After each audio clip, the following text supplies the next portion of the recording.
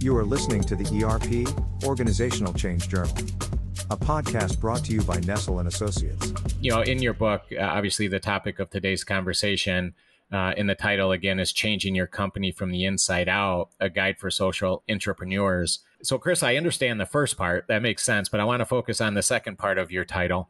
What is a social intrapreneur? And what's that got to do with changing the company? So a social intrapreneur, and that's kind of a bit of a mouthful of a term for anyone. And so Jerry and I, since we wrote the book, have kind of backed away from using it so much in regular speech. But we think about it as someone who creates positive change without authority in organizations. It's someone who creates positive change without authority in organizations. And all of us can relate to that, right? That everyone, including the CEO, is trying to create positive change. And even the CEO reports to the board or shareholders. But positive change you can think of as advancing objectives for the business, the bottom line, advancing the business strategy or the bottom line goals, but also creating some additional good. And that's where really it's a social innovation. And without authority means that they're going above and beyond their mandate, their job description. And in organizations, we're talking about people in the organization as opposed to entrepreneurs outside the organization. So that's the intrapreneur part. Interesting. Okay, so let's dive a little deeper, Chris. Sure. And I really love that idea. Someone who creates positive change without authority. And that statement alone is probably an hour-long conversation, I think, easy. But I love that. But so that being the case, then you had mentioned this idea of social innovation. So please explain to our listeners, what is social innovation and where does it come from then? So a social innovation could take many different forms. We tend to break it down into 4 Ps. It could be a product or a service. It could be a social innovation that's a process, how things are done. Supply chain, for instance, supply chain management and greening the supply chain. It could be the 3rd P of people. It could be treating people well, organizational culture, inclusion, belonging in the workplace, human rights. And then finally, it can be public. So how the business itself relates to the community around it. And so there's 4 kind of categories of social innovation and just an endless list of ways that businesses can improve from the inside out in ways that are good for the bottom line, good for the business, and have that additional impact. And really good entrepreneurs just have a running list of possibilities, things that they'd like to do, improvements they see, innovations they see, and are really just looking for the right time and conditions to move any one of them along.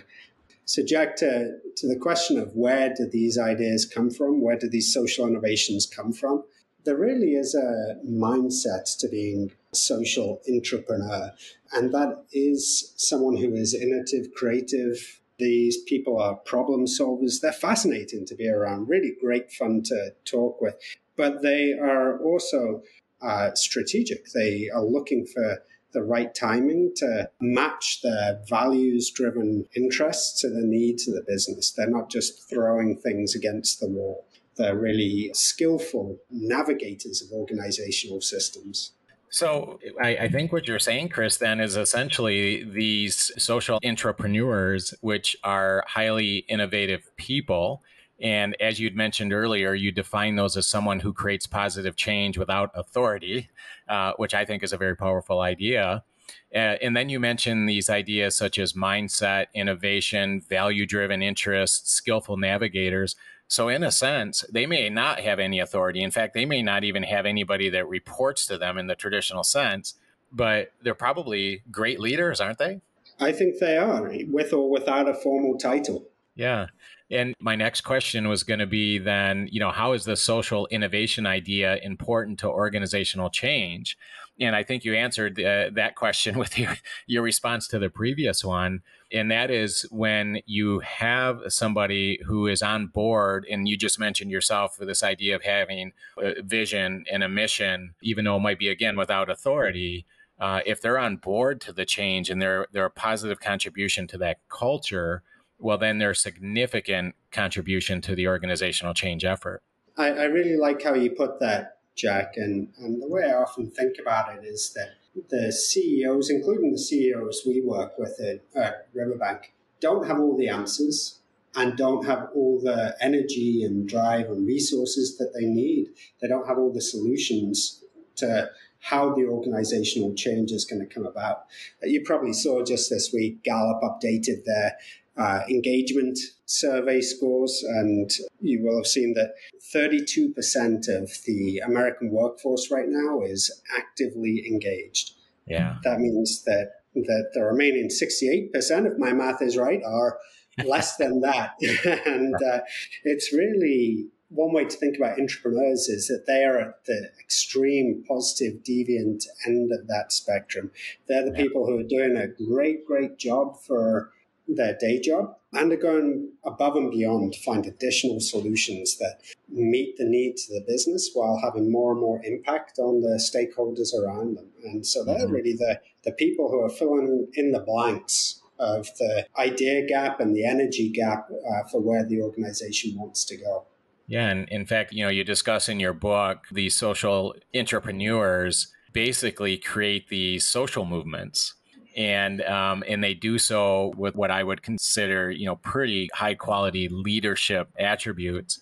And in fact, Chris, you mentioned in your book, and I'm going to share a short quote here, but you share that, quote, successful social movements tend to follow a playbook that can be seen as answers to 4 questions, end quote.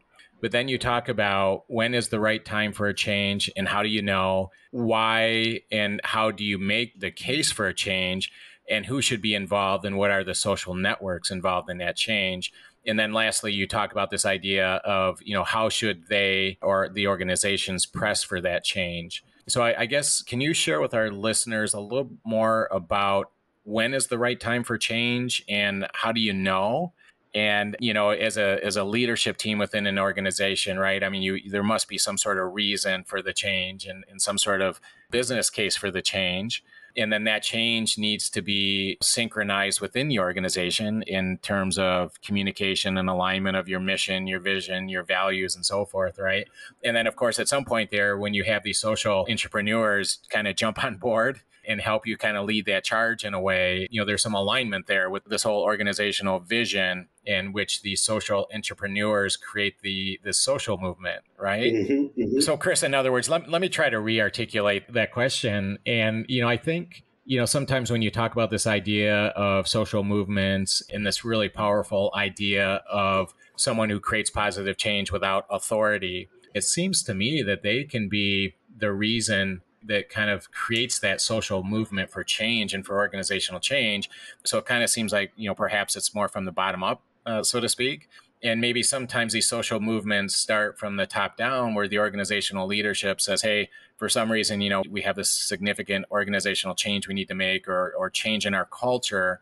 And then what happens is that percolates throughout the organization. You then have these social movements that are driven by these social intrapreneurs. So it seems like it could go both ways as far as what initiates the change. I know it's a pretty wide open question, but I guess that's, when I say what is the right time for change and how do you know, maybe in that context is what would you have to say about that?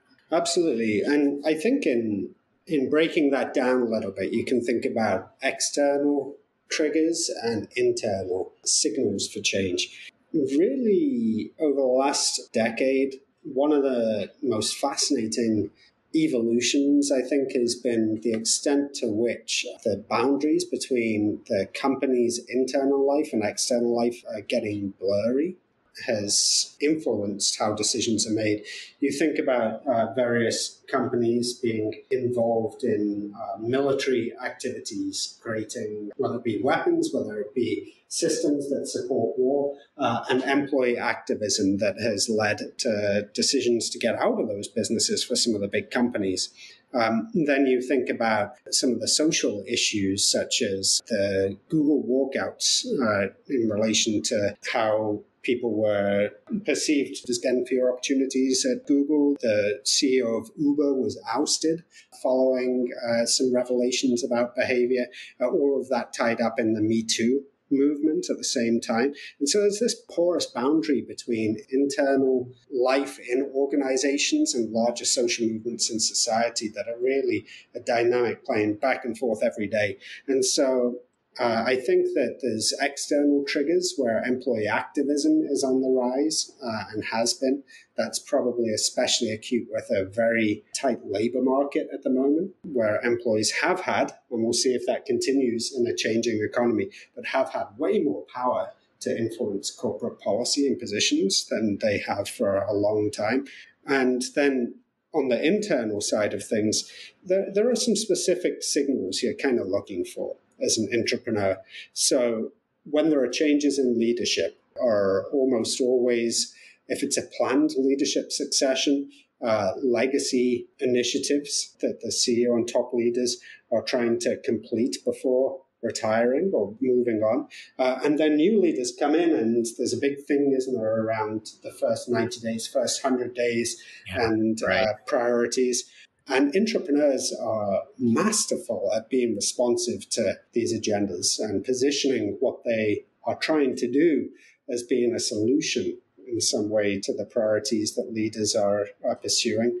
And really are very, very attuned to changes in direction. So when companies, I'm thinking of some of the tech companies who come through our classroom doing cases for our students, have seen announcements about new strategic direction, whether it be, I'm thinking Google and Amazon recently and some of the structural changes they're pursuing, or whether it be IBM a few years ago on public commitments they were making. The public statements about the direction of the company and the statements to shareholders and the 10Ks that they're disclosing really give just a mountain of guidance for intrapreneurs about what they need to be prioritizing and how they need to be adapting, how they're making the case to be relevant to the needs and the interests of those who will be making the decisions ultimately.